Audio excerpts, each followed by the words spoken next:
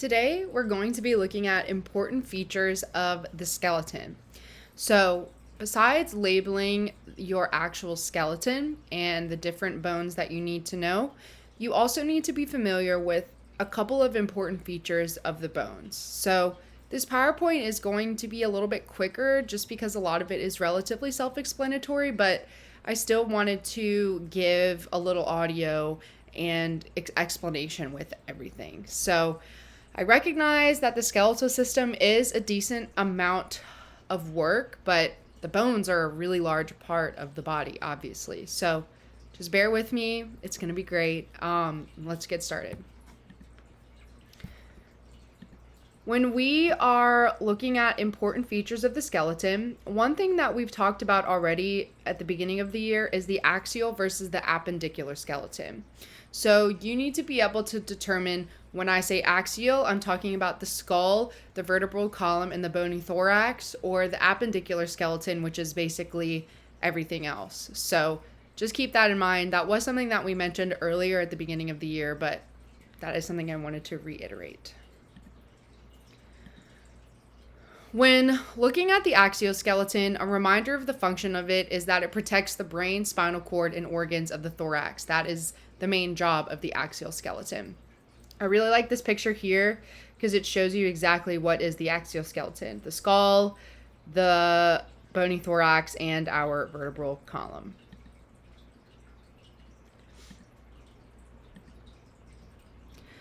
Just to kind of talk about the cranium and the face. The cranium, its main job is to protect the brain and an important place for neck muscles to attach. The facial muscles allow for your face to actually work, right? So opening for sense organs, air and food, places for teeth, muscles of expression, things like that.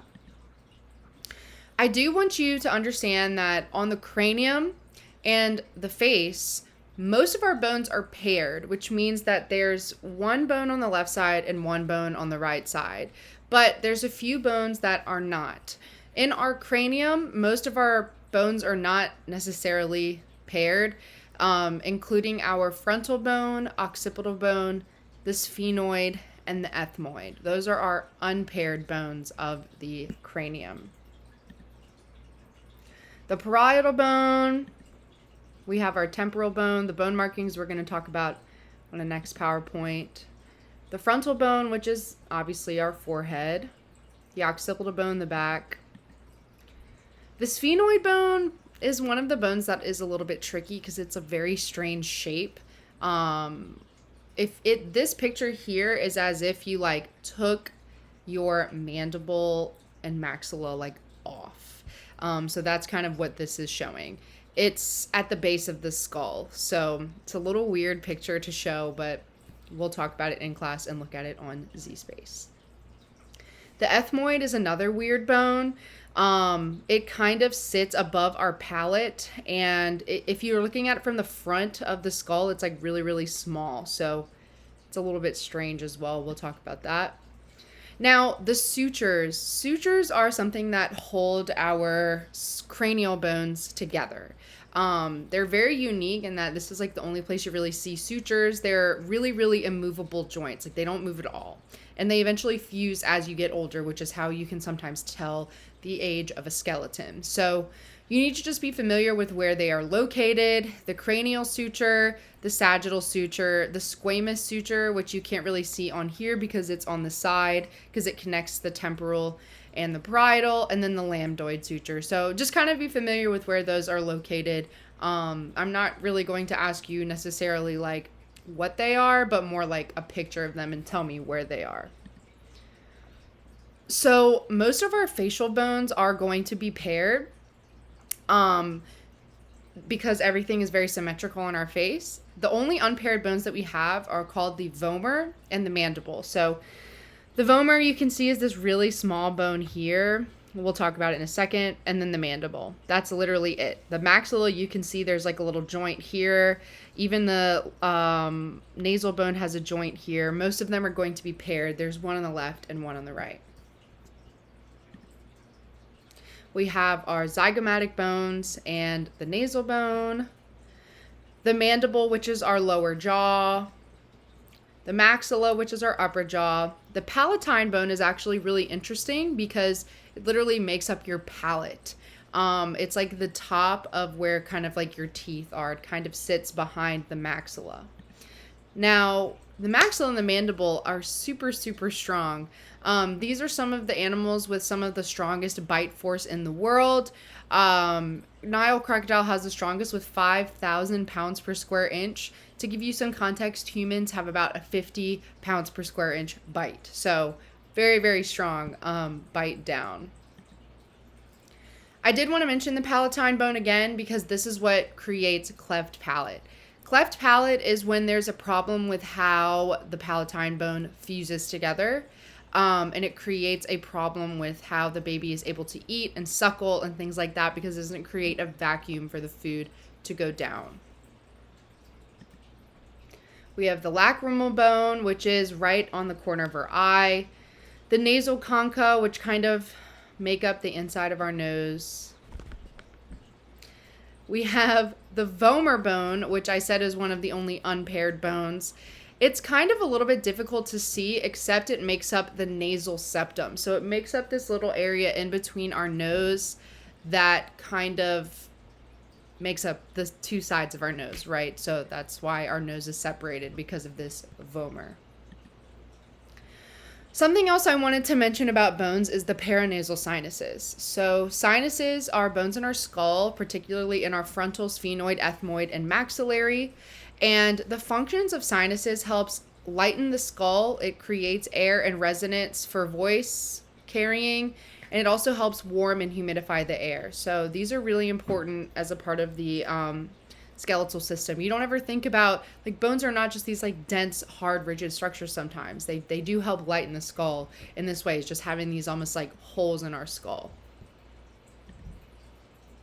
The hyoid bone is a super interesting bone. You really need to get a good look at it because when it's not articulating or touching or looking at any of their bones, it's hard to kind of tell what it is. But the hyoid bone is the only bone that doesn't touch any other bone. It sits kind of up in our jaw. You can't really feel it. The only way that it breaks is actually if someone is being strangled. So that's sometimes a way that they can tell somebody is strangled when the hyoid bone is broken. You can't like fall on the ground and break your hyoid bone. But it is a place for your tongue that kind of is where a lot of the tendons and ligaments join from your tongue. So that's what the hyoid bone does. It's pretty unique in that it doesn't articulate with anything else. So you definitely want to know that. When looking at the axial skeleton, there isn't as many unique features that I have to talk about here because most of it has been touched in just the diagrams and labeling. So we first have the vertebral column. You definitely need to know that we have several types of vertebrae. The vertebrae are separated by what's called intervertebral discs. It's made up of tissue, fibrous tissue that acts as a shock absorber. So we have the 7 cervical vertebrae, the 12 thoracic vertebrae, 5 lumbar vertebrae, and then your sacrum and coccyx, which is what makes up your tailbone. These are all things that are going to be covered when we are labeling our vertebrae. But as you can see here, the cervical, thoracic, and lumbar vertebrae all look very different from each other. The cervical vertebrae are really small and have a very small body. Thoracic is kind of in the middle, and then our lumbar have this huge body. That has to do with the fact that lumbar are really holding so much weight as compared to everything else because the lumbar sit at the base of the vertebral column. These are things that you don't really have to worry too much about. The atlas and axis are pretty unique, which we'll look at what that means in a second. The thoracic vertebrae, lumbar vertebrae, again, holding the most stress. Here's just a picture showing you what they look like. And then we have our sacrum and coccyx, which are actually made up of fused vertebrae. So sacrum kind of sits on top. The coccyx is our tailbone. I do want you to be familiar with what happens with abnormal spine curvatures. So you might have heard of the term scoliosis. Scoliosis is a lateral curvature of the thoracic region. Kyphosis is actually what creates a hunchback in people from some type of exaggerated thoracic vertebrae. And then lordosis is usually what happens when there's a lumbar curvature, and that usually happens in pregnant women or overweight people. There isn't too much to talk about with the bony thorax. We do have floating ribs and real ribs, which we will look at in class together. Floating ribs, they are not actually attached to the breastplate here or the sternum. That's what's unique about our floating ribs. Floating ribs are just kind of attached to the vertebrae, or they are attached to the vertebrae. So that's something unique about them. False ribs, as compared to true ribs, false ribs only have one attachment point to the sternum, whereas true ribs each are attached to their own place on the sternum. So that's why you see the terms true, false, floating ribs. True ribs have their own attachment points. False ribs are only attached at one point. Floating ribs aren't attached at all to the sternum. As for the appendicular skeleton, I don't really think there's anything too much to say here. You don't really need to be this is just some background information for your knowledge, but for the most part, I'm just going to be looking for you to label them, label the bone markings. So just to make sure I don't miss anything, I'll just go through it really quickly, but you really just need to be familiar with labeling all of these different parts. So all of this is just a little bit more information. I do want you to know that the femur is the largest bone in the body. I think that's in your notes. So make sure you know that. Definitely the largest bone, which we will look at together. But other than that, that's really everything that you need to know about like particular aspects of the skeleton that are important. We're going to label everything in class and go over it together. So don't feel too overwhelmed. And for the most part, I'm really just looking for you to kind of reiterate some of these important aspects, labeling the bones and those bone markings, which we will talk about next class.